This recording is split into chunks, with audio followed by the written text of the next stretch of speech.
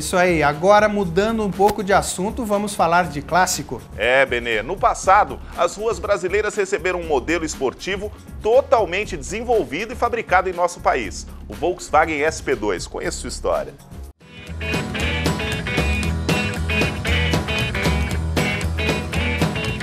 Quando falamos em clássicos, a tendência natural é lembrarmos daqueles modelos que marcaram época em diversos mercados ao redor do mundo. Assim, logo pensamos em nomes como Ford Mustang, Chevrolet Camaro ou Chevrolet Bel Air. Mas isso não significa que esse cenário seja diferente quando o assunto é a indústria automotiva brasileira.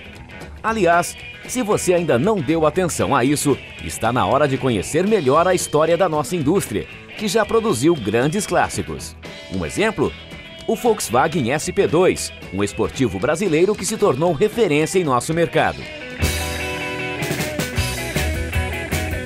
Na década de 70, o segmento dos esportivos ganhava força na preferência dos brasileiros, tanto que marcas como a Willys e Puma faziam a festa com seus modelos.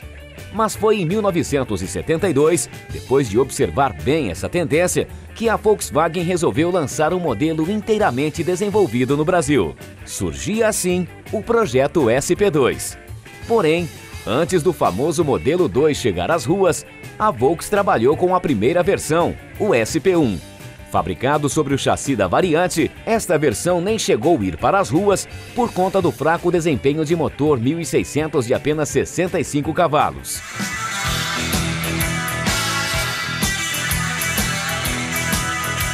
Pois bem, mesmo com apenas 80 carros fabricados e o fracasso do SP1, a Volkswagen do Brasil seguiu apostando no projeto de vender um esportivo feito no Brasil. Ainda bem, pois foi aí que surgiu o SP2. Ele teve algumas inspirações, pelo que conta a literatura, as principais revistas especializadas, no Volkswagen 412 europeu, principalmente a parte frontal. Ele teve algumas inspirações nos Porsches, algumas linhas dos Porsches da época. Foi um projeto praticamente desenvolvido de maneira integral aqui no Brasil, 100% de tecnologia brasileira, e teve muita engenharia sim.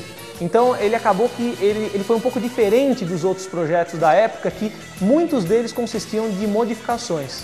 A partir disso, o modelo foi equipado com o motor boxer traseiro 1.7 de 4 cilindros, refrigerado a ar e com 75 cavalos de potência. Mas não era só.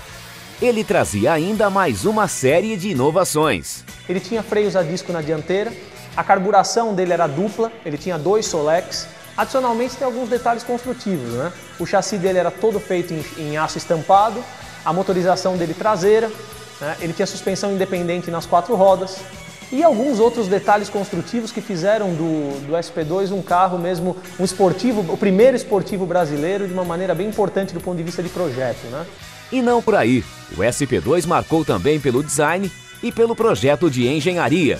Esse baixinho foi tão inovador para a época que até hoje, tanto tempo depois, muitos aproveitam as ideias do seu projeto original. Olha, para se ter uma ideia, o design dele, ele praticamente não envelhece. Até hoje o SP2 é marcante, Na época foi muito marcante, tanto é que a imprensa alemã, para se ter uma ideia, falava que o carro era o Volkswagen mais bonito do mundo. Inclusive a imprensa americana também pedia à matriz alemã que o tornasse um carro mundial. Mas acabou que ele foi feito só em poucas unidades. Mas o design dele era muito bonito já na época, se diferenciava dos demais. Até hoje ele está levantando o interesse de designers, inclusive estudantes de engenharia e de outros cursos, a desenvolver novas releituras do SP2. Então, se você gostou da história desse verdadeiro clássico brasileiro, saiba que felizmente ele ainda pode ser encontrado nas mãos de colecionadores ou em museus de antigos. Mas o melhor, fique mais um pouco com ele aqui no Auto Mais.